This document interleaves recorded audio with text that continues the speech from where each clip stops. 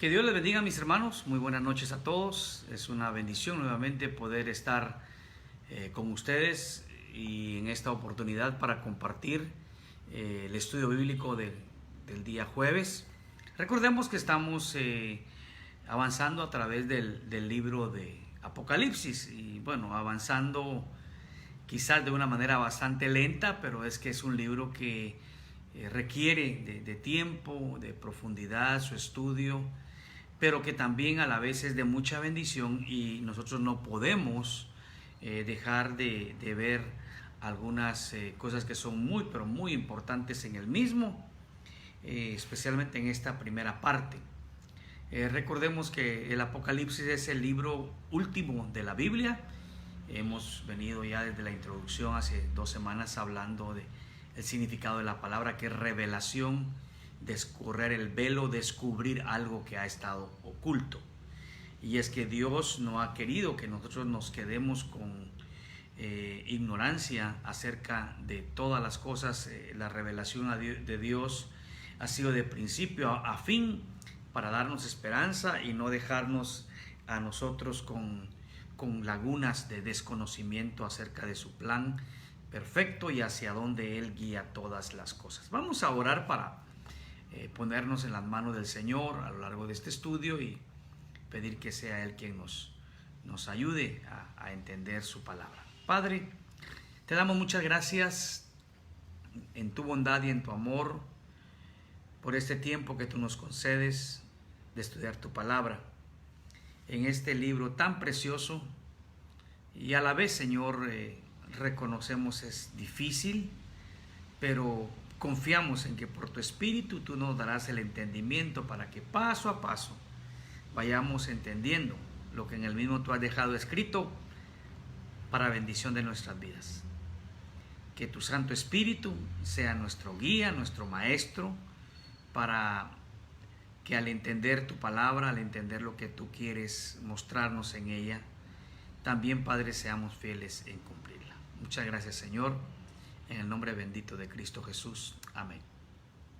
Muy bien, la semana pasada estuvimos viendo los primeros 3 versículos de este libro, en los cuales se nos describe que es la revelación de Jesucristo, que Él quiso darla a conocer a nosotros. Dios Padre se la da al Hijo, el Hijo a un ángel y este ángel a Juan, su siervo, porque Dios no quería que Juan desconociera lo que habría de pasar y que a través de él nosotros también pudiéramos llegar al conocimiento de estas cosas finales que Dios tenía. Y en el versículo 3 hay una triple bienaventuranza al que lee, al que oye y al que guarda las cosas escritas en el libro, porque el tiempo, dice, está cerca. Ahora el verso 4 va a comenzar con un saludo de Juan a las 7 iglesias que están en el Asia, ¿no? Aquí todavía estamos en el contexto de cosas que están sucediendo en aquel momento. No estamos hablando todavía de las cosas que sucederán en un futuro, sino que Dios está hablando a Juan para que en ese tiempo él escriba a aquellas 7 iglesias que están en Asia. Aunque vamos a ver más adelante carta por carta a quiénes fueron dirigidas y las circunstancias de cada iglesia, ya en el verso 11 se nos da el nombre de las 7 iglesias: Éfeso, Esmirna, Pérgamo, Tiatira, Sardis, Filadelfia y Laodicea. No tienen en sí un nombre las iglesias, sino que se identifican por el lugar en donde se encuentran, ¿no? Entonces, Juan aquí nuevamente está confirmando que él es el autor de este libro. Su nombre aparece ahí y él es el mensajero hacia aquellas iglesias que están en Asia, el que va a llevar el mensaje de parte del Señor Jesucristo que él recibe por medio de un ángel a las 7 iglesias que están en Asia. Asia era la región conocida como Galacia. En aquel entonces Galacia estaba en aquellos lugares donde habían varias iglesias. Galacia no es un lugar en sí, es una región y es donde está la iglesia, esa donde se escribe la iglesia a los Gálatas, ¿no? La región hoy en día se conoce como el país de Turquía. En aquel lugar es el sitio geográfico a donde estaban ubicadas estas 7 iglesias. Y desde ya quiero mencionar que hay diferentes interpretaciones para estas 7 iglesias que representan 7 períodos en la historia de la iglesia, que representan ya 7 iglesias que existieron, que ya no existen más y que todo eso ya se cumplió, que lo que Juan escribió era solo para aquellas iglesias. Ahora, lo que yo creo de estas 7 iglesias que están ahí se dice Asia, o estuvieron en Asia, estuvieron en Turquía, lo que hoy es Turquía, es de que estas iglesias representan a todas las iglesias a lo largo de todos los tiempos en la historia de la humanidad. Aún hoy en día podríamos ver, y vamos a darnos cuenta cuando ya entremos de lleno al estudio de cada iglesia, vamos a ver que algunas, que las iglesias de hoy tienen cosas en común con aquellas 7 iglesias también. Ya cuando lleguemos vamos a verlo esto de manera detenida, pero desde ya lo digo, que cada iglesia, en todos los tiempos han habido iglesias que se han identificado con ciertos aspectos que estas 7 iglesias tienen. Hoy en día, nuestras iglesias también se identifican con algunos aspectos que hay en estas iglesias, esperando, mis hermanos, que nuestra iglesia se identifique con Esmirna o se identifique con Filadelfia. Pero no podemos negar que a lo largo de que estudiemos ya iglesia por iglesia, vamos a darnos cuenta qué cosas como iglesia debemos de corregir, que podamos ver que están sucediendo en nuestras iglesias. Digo esto, hermanos, porque cuando Juan habla aquí a las 7 iglesias que están en Asia, no podemos ver nosotros solo como, eso fue para aquellas 7 iglesias. Eso fue para esas iglesias que ya ni existen. O, no, eso fue para determinados periodos de la historia de la iglesia. No. El libro de Apocalipsis, como todos los libros de la Biblia, son relevantes al día de hoy. No tendría ningún objeto que Dios hubiera dejado esto si no tuviera que decirnos nada a nosotros y a nuestras iglesias el día de hoy. Por lo tanto, debemos nosotros de estar atentos a lo que Dios va a decir a estas 7 iglesias cuando las estudiemos ya una por una. Sin embargo, vamos a ver lo que Juan habla acerca de el saludo que está extendiendo a las iglesias. El saludo es gracia y paz a vosotros. Gracia y paz a vosotros. Esos saludos también los encontramos en otras cartas. El apóstol Pablo hablaba mucho de gracia y paz. La palabra gracia, su significado literal es un favor no merecido. Cuando pensamos en gracia es pensar que Dios no nos da conforme a nuestros méritos, sino que de su gracia fluyen hacia nosotros bendiciones que no merecemos, pero Él en su voluntad y en su soberanía quiere darnos. Pero aparte de ser la actitud de Dios hacia nosotros, actitud de gracia, también la gracia contiene 2 aspectos que es muy importante. El primero, pues lo vemos en lo que describimos de Dios, favor, un favor. Y el segundo es fuerza. ¿Por qué? Porque esto es necesario para que nosotros vivamos cada día nuestra vida cristiana. No podemos nosotros vivir nuestros días sin la gracia de Dios. Es Dios quien nos concede su favor y su fuerza para en su gracia vivir cada día de acuerdo a su voluntad. En este sentido también, hermanos, tenemos que entender que si es un favor, podríamos decir que es una acción que proviene de Dios hacia nosotros y que está presente en nuestras vidas sin merecerlo, pero que por medio de ella recibimos lo que necesitamos. Ahora, la fuerza, mis hermanos, también tiene que ver algo que es de mucha importancia con respecto a la gracia de Dios. Un predicador decía, la misma gracia que perdonó nuestros pecados es la misma que nos hace triunfar sobre el pecado. O sea, la gracia no solo perdona, la gracia nos fortalece para resistir las tentaciones y para vencer el pecado. Y recordemos, en el contexto histórico, la iglesia en aquel entonces estaba siendo sometida a pruebas bastante difíciles, a persecución. Se cree que Juan estaba escribiendo en los tiempos del emperador Nerón, un emperador cruel. Juan mismo estaba sufriendo los rigores de esta persecución cuando fue exiliado a la isla de Patmos, una isla rocosa en donde él escribió este libro.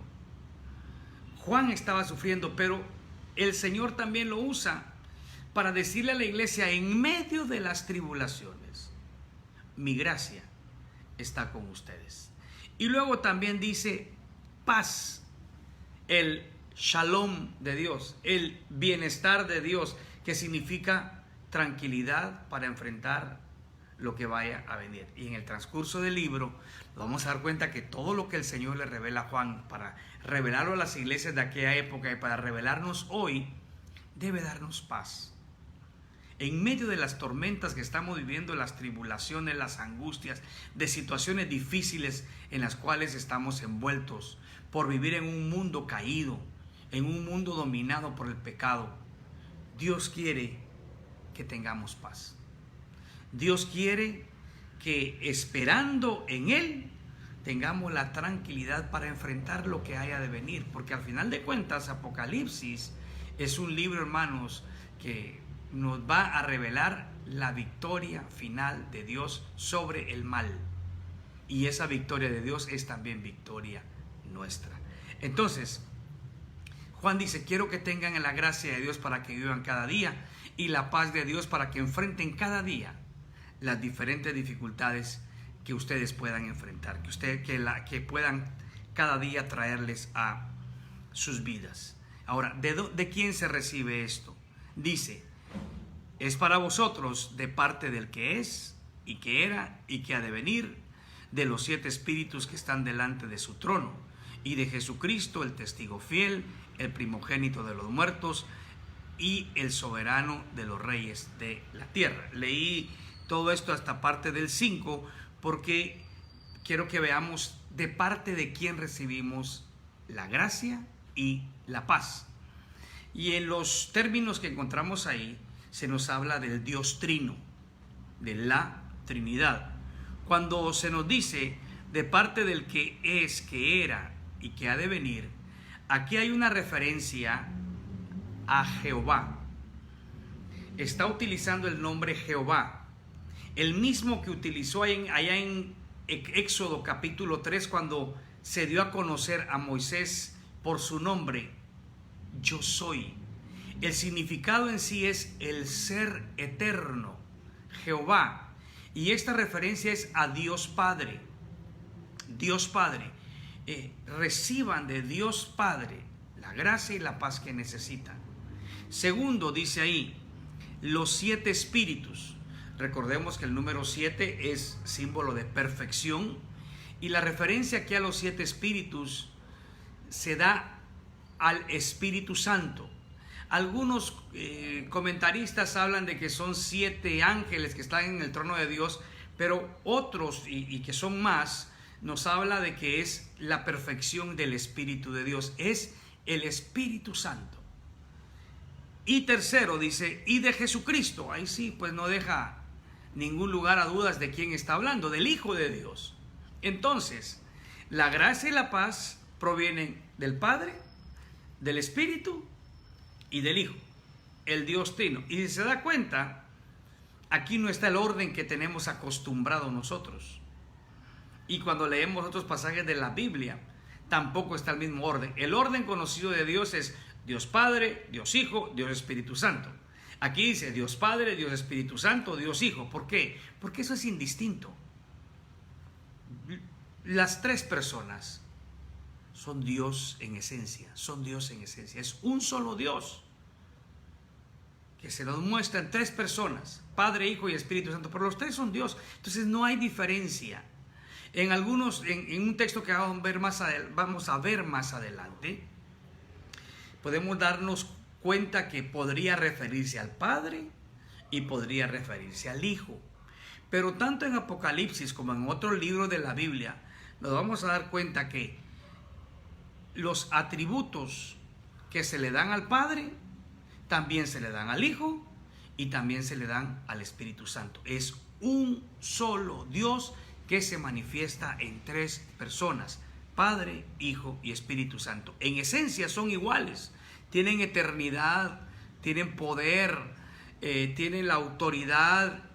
Ellos son Dios, tres personas en un solo Dios. Ahora, cuando habla de Jesucristo, da ciertas otras descripciones acerca de Él, descripciones que no dejan lugar a dudas de quién está hablando Juan en este verso. Dice, el testigo fiel. Jesucristo, el testigo fiel. La palabra ahí para testigo es la palabra mártir. El significado es quien testifica de la verdad hasta el punto de dar su vida.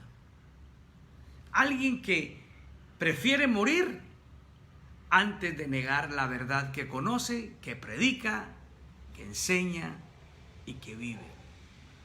Eso se le atribuyó a los primeros creyentes, ¿no? Pero la palabra es testigo, mártir. Pero se aplica a aquellas personas que por causa de su testimonio han entregado la vida antes que negar la verdad de Cristo. Cuando nosotros vamos a Juan, el Evangelio de Juan, en el capítulo 7 y el versículo 7, ahí encontramos a Jesucristo diciendo estas palabras. Dice, no puede el mundo odiaros a vosotros, pero a mí me odia, porque yo testifico de él que sus obras son malas. Este pasaje está en el contexto de cuando los hermanos confrontan a Jesús porque Jesús les parecía el hermano incómodo, porque Jesús confrontaba a los líderes religiosos a los cuales la gente estaba sometida. Toda la gente, aunque pareciera que no le gustara lo que los líderes enseñaban o decían, pues sencillamente dejaban pasar las cosas. Cristo no era así. Jesús denunciaba el pecado de aquellos líderes religiosos y por eso lo odiaban. Se refiere ahí a que el testimonio de él testificaba de que las obras eran malas. Mire, la iglesia siempre ha sufrido cuando denuncia el pecado del mundo. Cuando la iglesia empieza a denunciar lo que la palabra de Dios señala como pecado, la iglesia se vuelve impopular, porque la iglesia no va con la corriente del mundo. Y está bien, no debemos de ir con la corriente del mundo. Debemos de ir en contra de la corriente de todo aquello que es contrario a lo que Dios enseña en su palabra. Mire, no tarda en llegarnos, aunque ya están habiendo por ahí indicios, principios de impopularidad de las iglesias que denuncian la homosexualidad. Ya nos están calificando de intolerantes, de mentes cerradas, de anticuados, de personas faltos de amor. Pero mis hermanos, no podemos dejar de llamar pecado a lo que Dios llama pecado, aunque no le guste al mundo. Porque la iglesia no va de acuerdo a lo que el mundo dicta, sino de acuerdo a lo que Dios dice en su palabra. Entonces, ¿es pecado el homosexualismo? Por supuesto que sí. Y déjeme decir, lo va a hacer siempre, siempre lo ha sido y siempre lo será. ¿Por qué? Porque Dios lo dice en su palabra y lo que Dios dice en su palabra no cambia. Las leyes pueden cambiar, ¿no?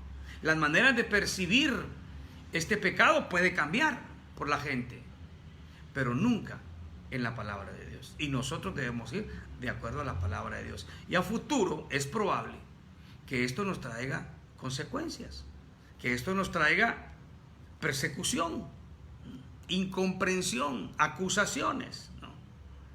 Entonces, nosotros debemos de seguir siendo testigos, siendo mártires, defendiendo la verdad, porque así lo hizo Jesucristo. Así lo hizo el Señor Jesucristo. Ahí mismo en Juan 8:18, Él dice: yo soy el que doy testimonio de mí mismo. También el Padre que me envió da testimonio de mí. Jesús nunca negó que era Dios. Y finalmente eso lo llevó a la cruz. Cuando analizamos los textos en el Evangelio del juicio de Cristo, fue cuando Él dijo que era el Hijo de Dios, que era Dios, que le dijeron: ya no necesitamos más testimonio de nadie, Él ha blasfemado. Se está haciendo igual a Dios. Él dijo: el Padre y yo uno somos. Y los judíos entendieron muy bien eso. Él estaba dando testimonio de quién Él era. Su testimonio era verdadero. Y Él prefirió llegar a morir en una cruz a retractarse, porque sabía que lo que Él decía era verdad. Entonces, un testigo es alguien que da testimonio y prefiere morir antes que negar su fe. Luego dice: el primogénito de los muertos. Esto es bien importante. En 1 Corintios 15, 23, recuerda, 1 Corintios 15 es el capítulo en el cual se habla de la resurrección de Cristo. Pablo quiere dejar muy en claro que fue un hecho real, fue un acontecimiento verdadero, y dedica el capítulo 15 a discutir sobre la veracidad de la resurrección de Cristo. Y en el verso 23 dice: pero cada uno en su debido orden. Cristo, las primicias. Luego los que son de Cristo en su venida. Luego el fin, cuando entregue el reino al Dios y Padre, cuando haya suprimido todo dominio, toda autoridad y todo poder. Bueno, aquí está hablando del orden de la resurrección. Pero en el caso de entender la palabra primogénito de los muertos, el primero que resucitó para vivir para siempre. Y dice: Él es las primicias. En el Antiguo Testamento, esa palabra era muy conocida para la cultura hebrea. Eran los primeros frutos y los que indicaban cómo habría de ser la cosecha. Debía ser traídos a Dios, los primeros frutos. Ahora, Cristo es el primer fruto de la resurrección. Y quiero dejar esto muy, muy en claro. Cristo es el único que ha resucitado y vive para siempre. No hay registro en la Biblia de ninguna otra resurrección.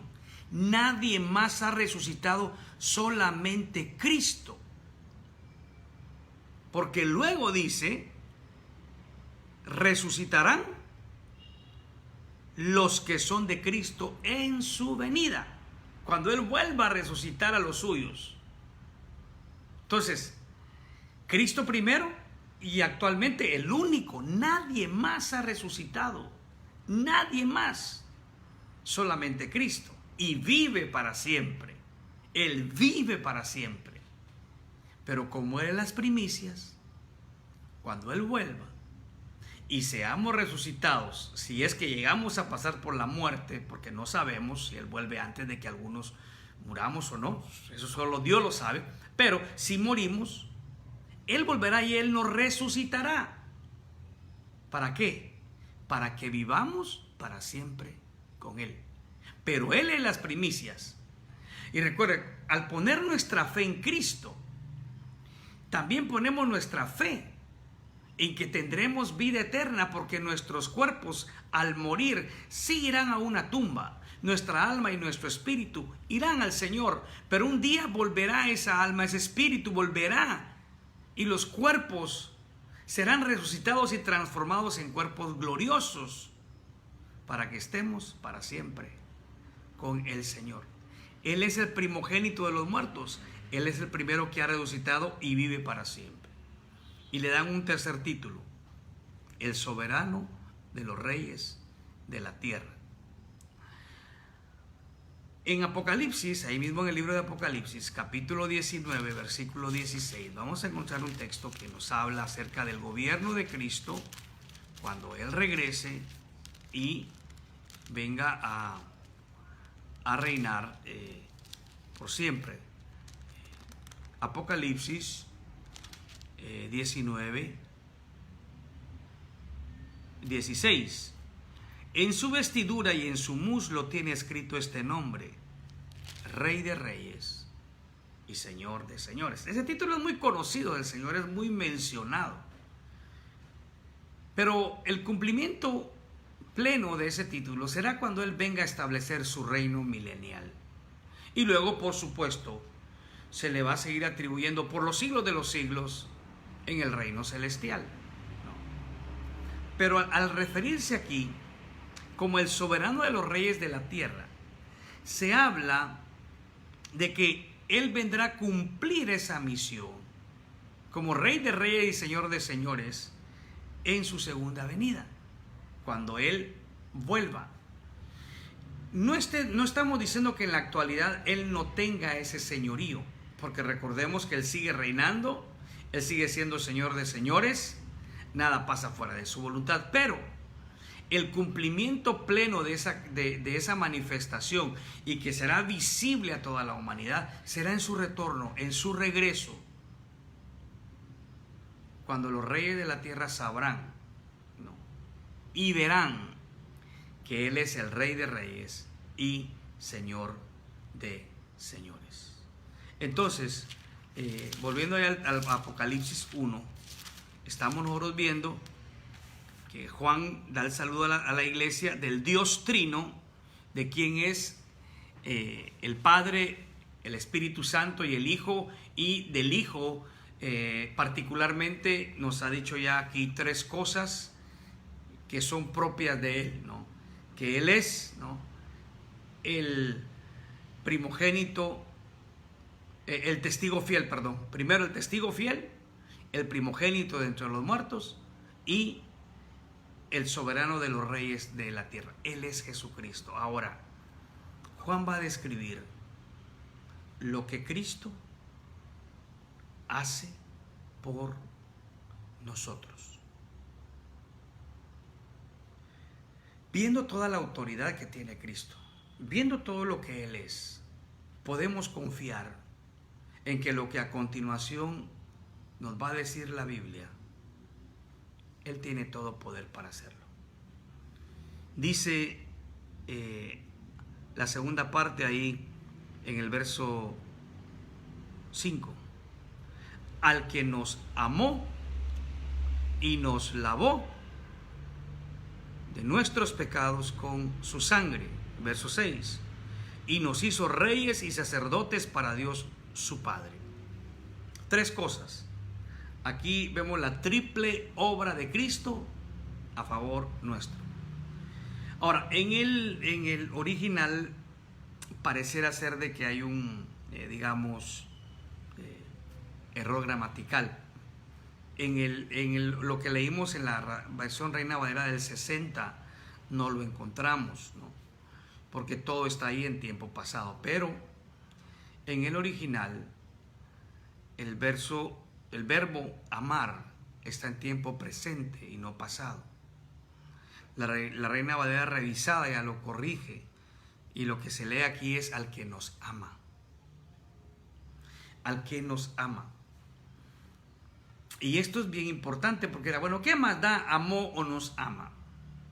Bueno, al que nos ama, estando el verbo en tiempo presente, nos habla de una acción que en todo tiempo Cristo tiene hacia nosotros. Cristo nos ama en todo tiempo. Y cuando Juan lo escribe de esa forma, él está escribiendo a las iglesias, va a escribir a las iglesias para decirles, miren, en la actualidad Cristo los ama. No solamente los amó y los dejó de amar, los sigue amando. Y qué bendición es sentirse amado del Señor. y déjenme decir la expresión, amado del Señor en tiempo presente. Dios me ama. Sí, me amó y me lo demostró en la cruz, pero me sigue amando hoy. Su amor está conmigo y no me va a dejar de amar nunca. Dios es amor. Su amor está siempre con nosotros. Su amor nos acompaña siempre. Y eso, hermanos, es algo precioso que debemos nosotros valorar de Dios hacia nuestras vidas. Cuánto Dios nos ama. Y lo vemos manifestado de muchas maneras. Para saber de que el amor de Dios está siempre presente en nuestras vidas. Pero ¿qué más hizo el Señor? Nos lavó de nuestros pecados con su sangre. Lavar aquí habla de la acción que Cristo realizó con su sangre para romper las cadenas que el pecado tenía sobre nuestras vidas. Para que el pecado ya no nos mantuviera cautivos, su sangre nos lavó, nos limpió y nos hizo libres, libres. Tenemos que saber, mis hermanos, que la Biblia también nos enseña que el pecado ya no se enseñorea de nosotros.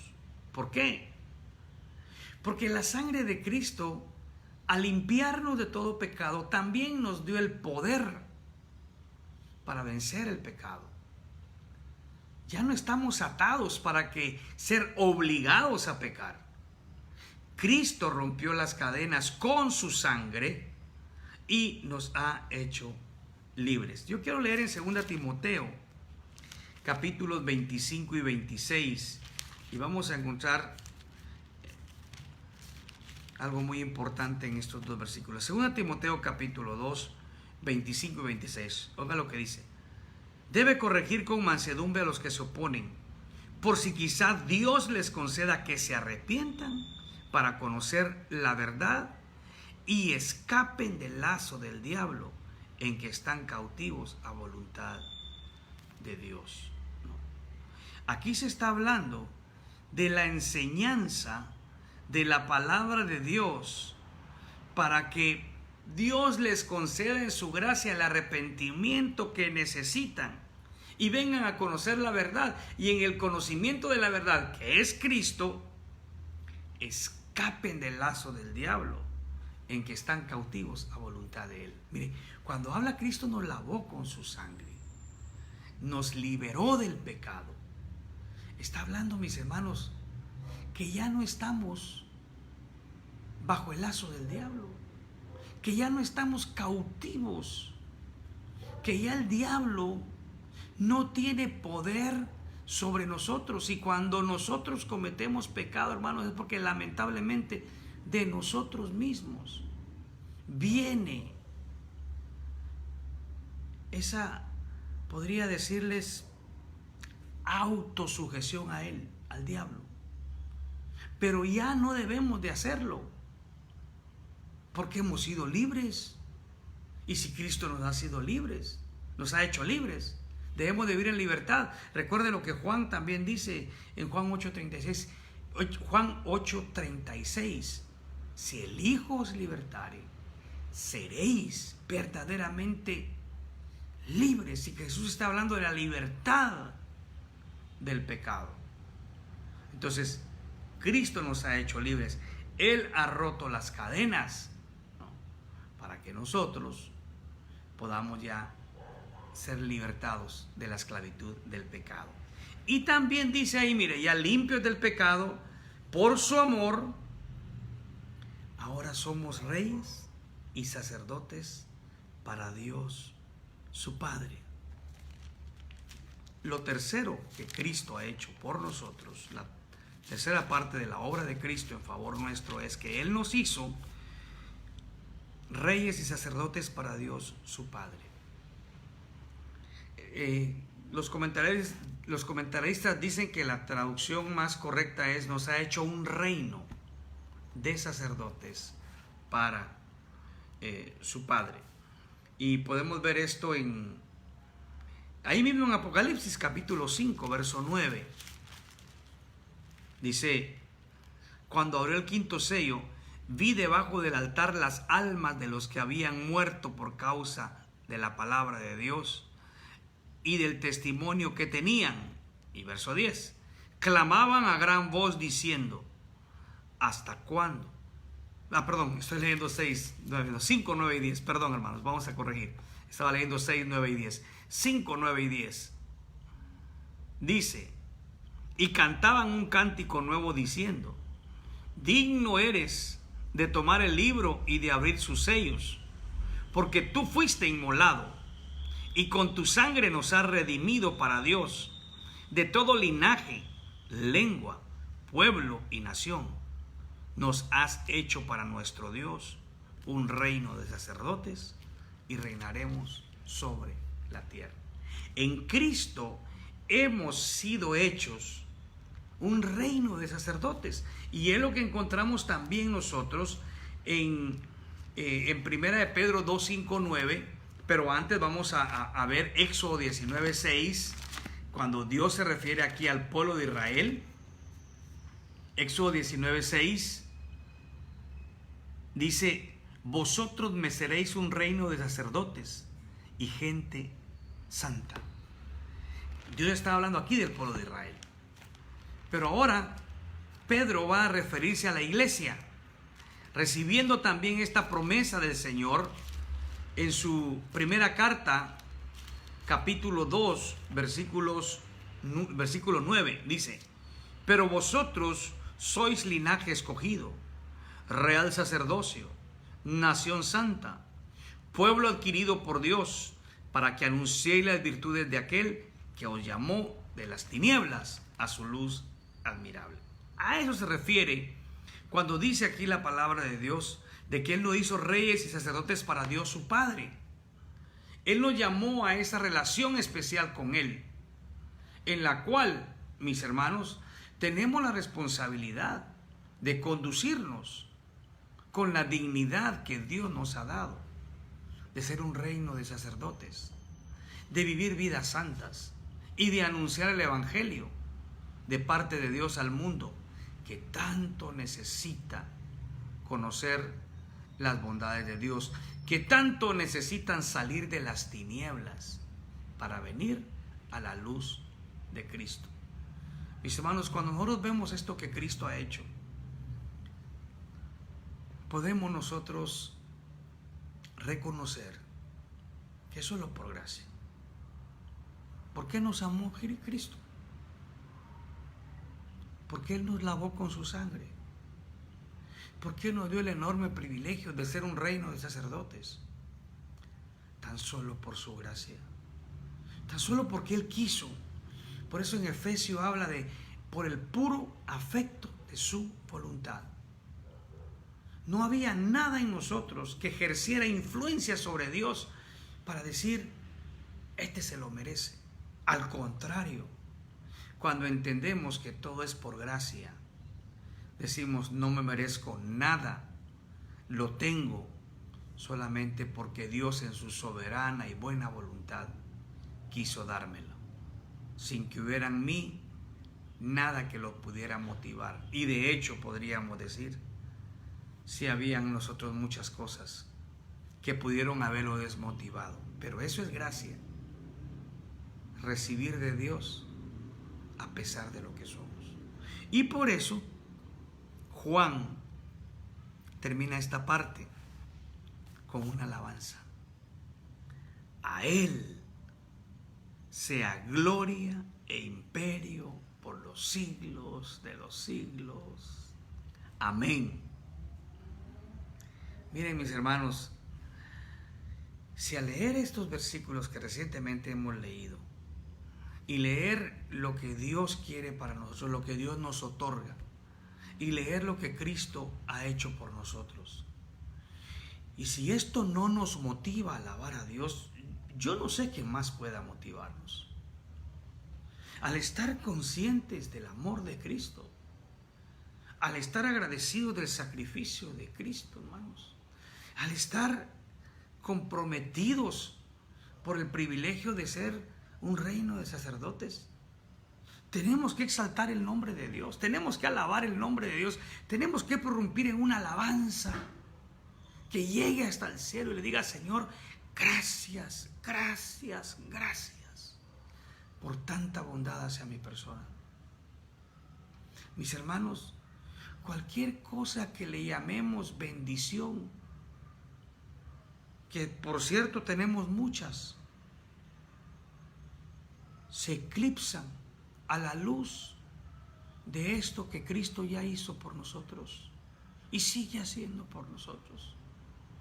Al saber que Él fue ese Dios que nos amó, ese Dios que nos lavó con su sangre y ese Dios que nos dio el privilegio de ser sus hijos y un reino de sacerdotes.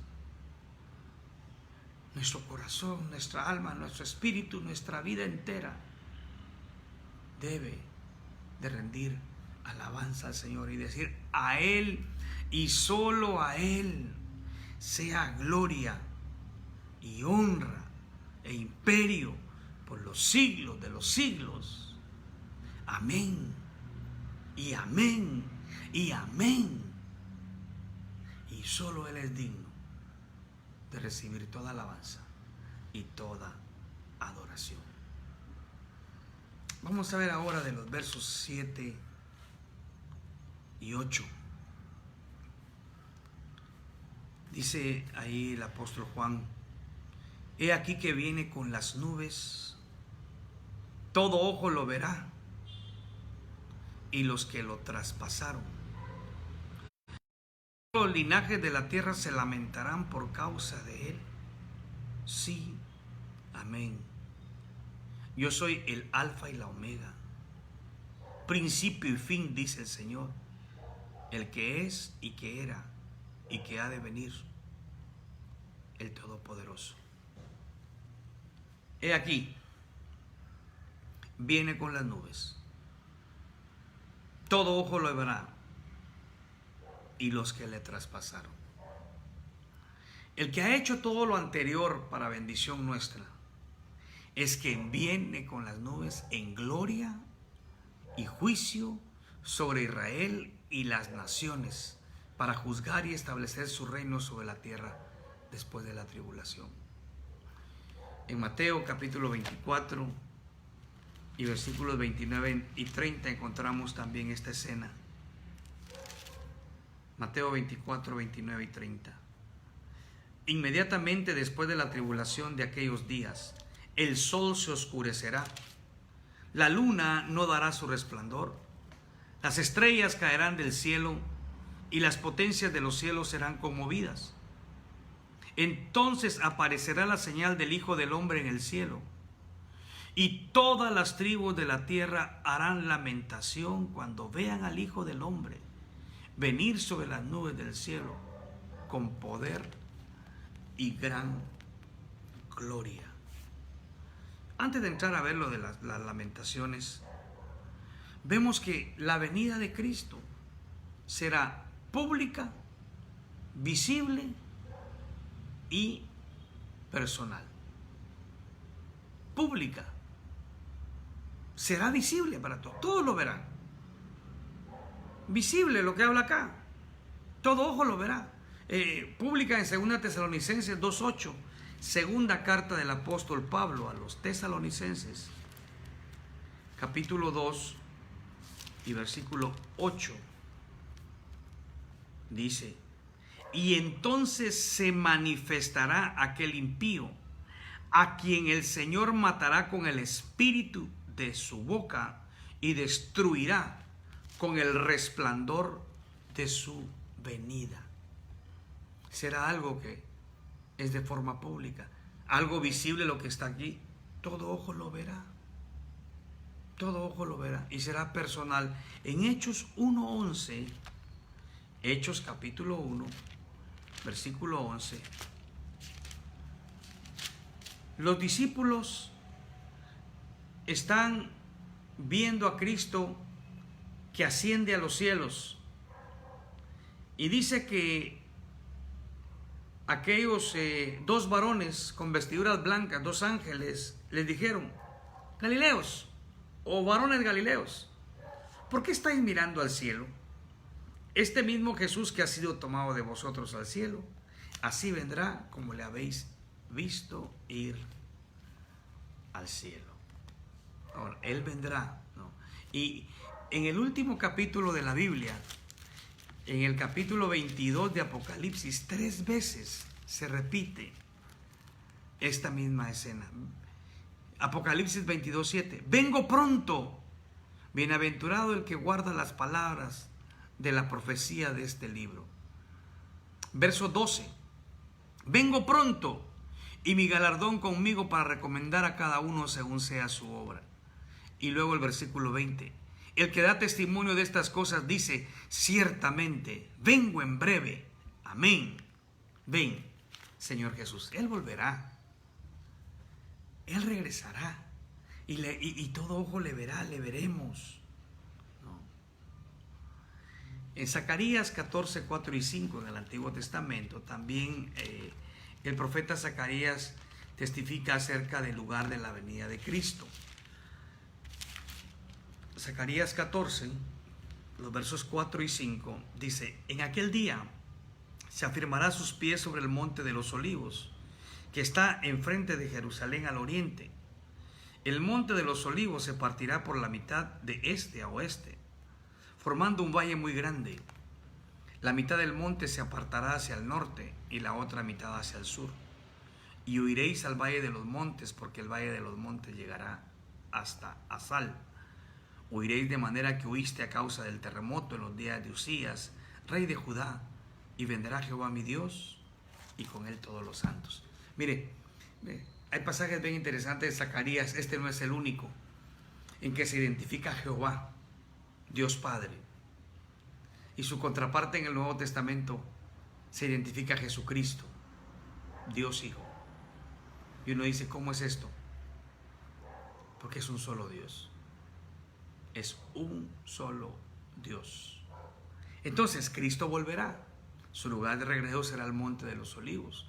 Su venida será visible, su venida será pública, su venida será personal. Se sabrá quién es Él.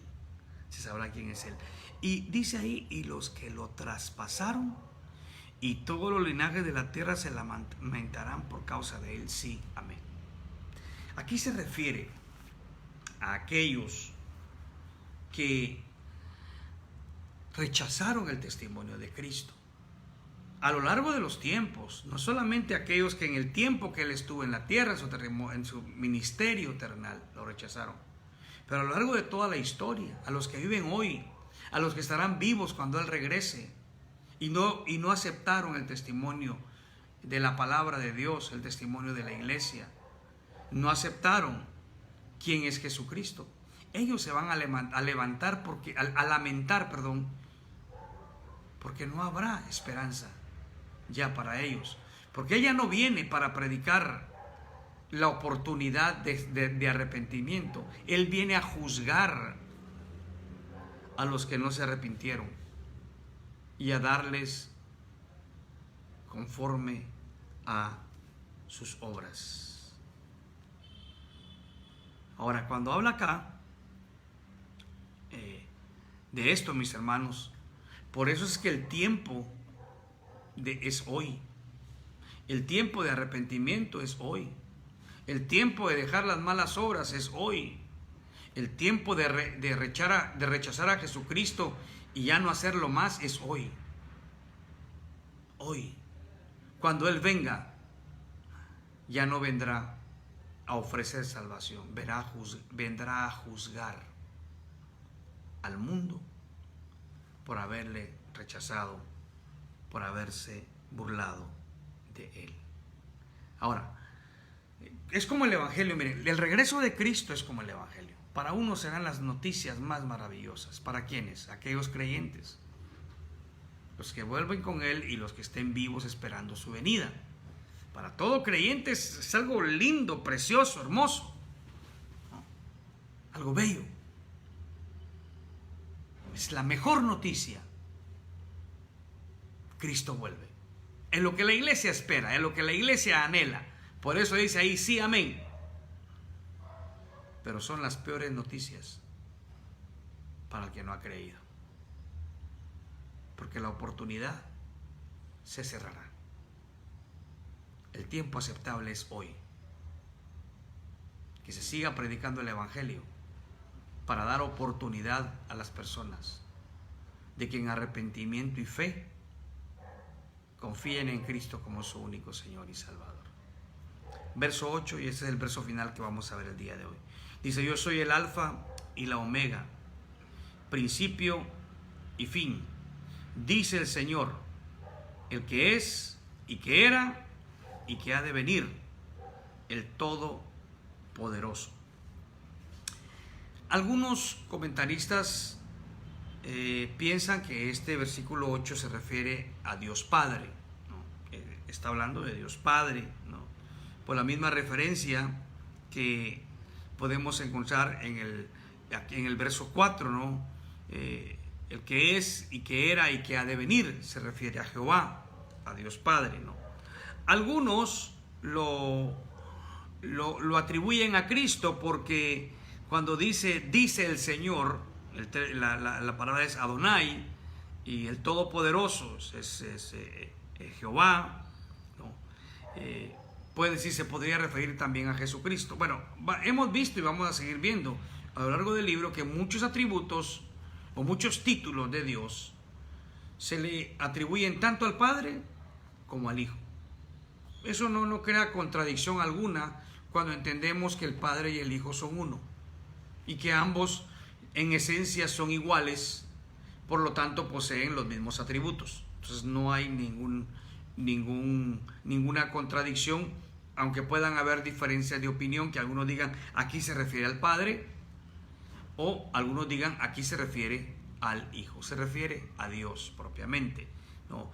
El alfa y el omega nos habla de la eternidad. Alfa es la primera letra del alfabeto griego, omega es la última letra del alfabeto griego. El significado es el que ha sido siempre, el que ha sido siempre, el que siempre será, el que tiene existencia eterna, aquel que no tiene principio, no tiene fin, ¿no? Aunque ahí habla principio y fin, bueno, principio y fin de todas las cosas, porque todas las cosas están contenidas en Él, ¿no? El espacio, el tiempo, la materia, todo está contenido en Dios y nada contiene a Dios, porque Dios es el ser eterno, el que siempre ha existido. Por eso usa estas expresiones, el alfa y la omega, principio y fin, dice el Señor. Y luego de vuelta, el nombre propio de Jehová, la esencia del yo soy, el que es y que era y que ha de venir, el eterno yo soy. Y termina diciendo, el Todopoderoso, el que tiene poder y autoridad en el cielo y en la tierra. Juan lo que está dejando aquí muy en claro es esto: esta revelación que yo estoy recibiendo y que de primera mano voy a escribir a las 7 iglesias que están en Asia, ¿no?, provienen del Dios Todopoderoso, provienen del Santo Espíritu de Dios, provienen de Jesucristo su Hijo, siendo los tres un solo Dios. Ellos quieren que nosotros recibamos su gracia y su paz.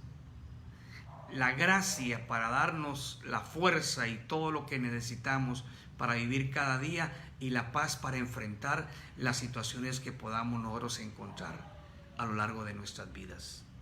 Tenía que ver con las iglesias que estaban en el Asia de aquel entonces, la Turquía moderna, que estaban pasando por grandes tribulaciones.